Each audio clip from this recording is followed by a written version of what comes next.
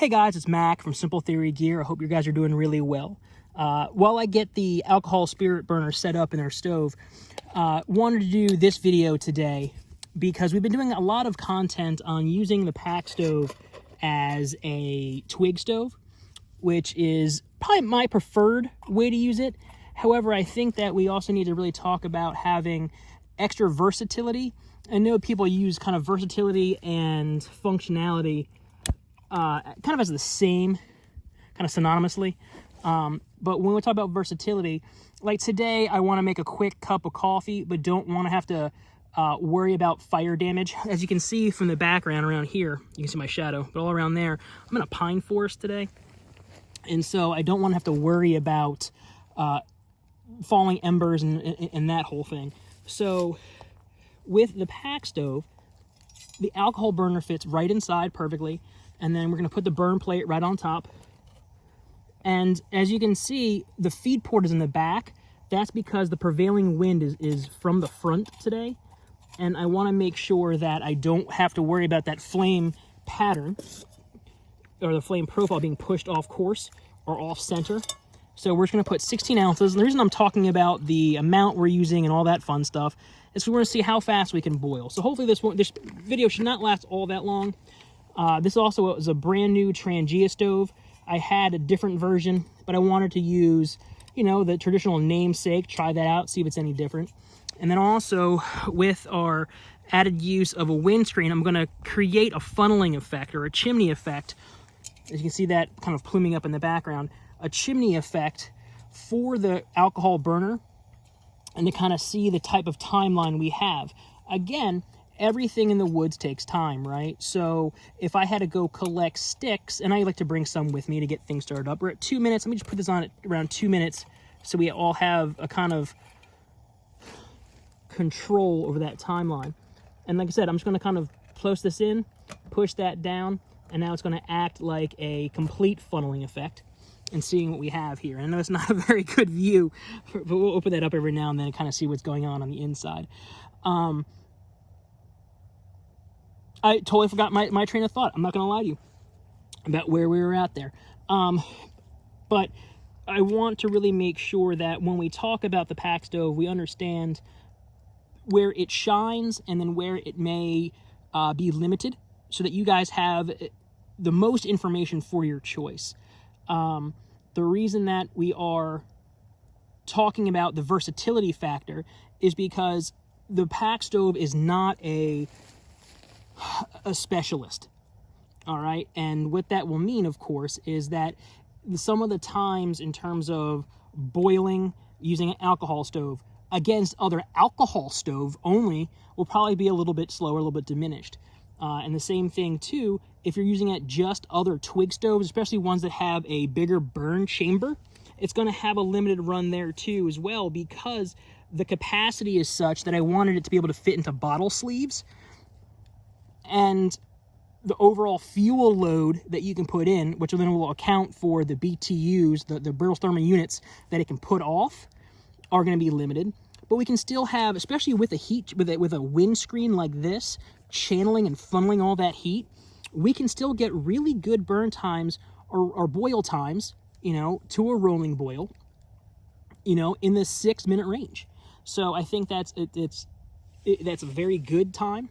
And like I said today, that's what I was saying about collecting, about how time is time. I like to try to tell people that, you know, the time really starts when you put your pack down in terms of getting your boil up and going, because you still have to collect all the fuel and you have to break it down, shave it up. If it's been raining, you have to worry about fire starters or, you know, being very vigilant about those type of stuff. So, you know, just keep that in mind too as well. Anytime you're making a purchase of a pack stove or a twig stove, a camp stove, that compared especially to how fast you can get like a Whisper Light or a Dragonfly stove, those are the gas stoves, kind of up and running, and how fast they put out, yeah, things will be a lot slower. But that's also part of the process. And hence, talking about process, why I like or I prefer stoves like this, like the pack stove or the twig stoves in general, because I don't have to worry about the amount of fuel needed in a campfire. there is so much lost energy and so much wasted effort in a campfire because the heat goes everywhere. And that is something that I hate seeing. I also don't want to have to worry about scarring the ground. I don't have to worry about finding the proper place for a fire lay.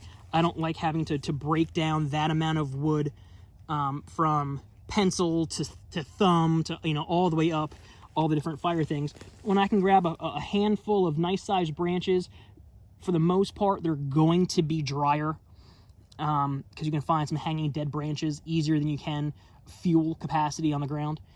So just things to think about. So we're at roughly 3.5 minutes from putting it on. My guess, I'm going to kind of guess here, and I'll cut and paste this video if I need to. I'd rather just let it play out if you guys can just grant me that, because I don't want there to be a thought that the time is not the time or transparency is not the focus, really.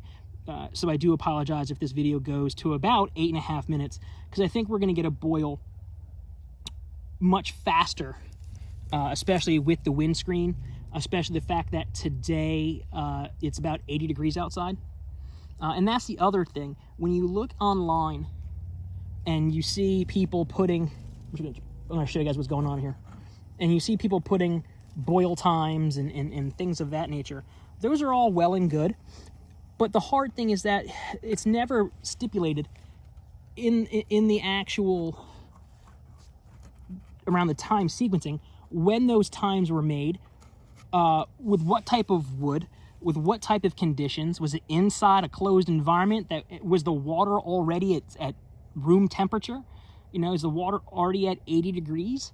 You know, because if you have that as your control, as your starting point, and all the other stoves on the market are then putting theirs in real world conditions, which we try to do, of course the times are going to be skewed. And I know you guys know that. I just want to reiterate, just in case there's someone out there who doesn't understand that, just in terms, too, of testing in general. A lot of people will like a stove or will like a knife, will like a product, because it's not really a third-party test, not a true test. So that's why we always ask for you guys to give your feedback. We are developing the second generation of the pack stove, and really are trying to incorporate the wonderful information you guys provide back. I hope you guys know that you are our best and most trusted resource, because it's your money that's on the line. You know, I think it's great to get reviewers, or the nice hip word is influencers, out there to try things, but you want to make sure it's the right person. So we're at 8 minutes now, so it's been boiling for about 6 minutes. Let's see where we're at here, because I'm beginning, I hear boiling. Oh, that's really hot. Yep. Nice, vigorous boil going on right there in just about 6 minutes. So I think that it really shows that if you can control as many elements as you can, and I do believe that the windscreen helps a tremendous amount.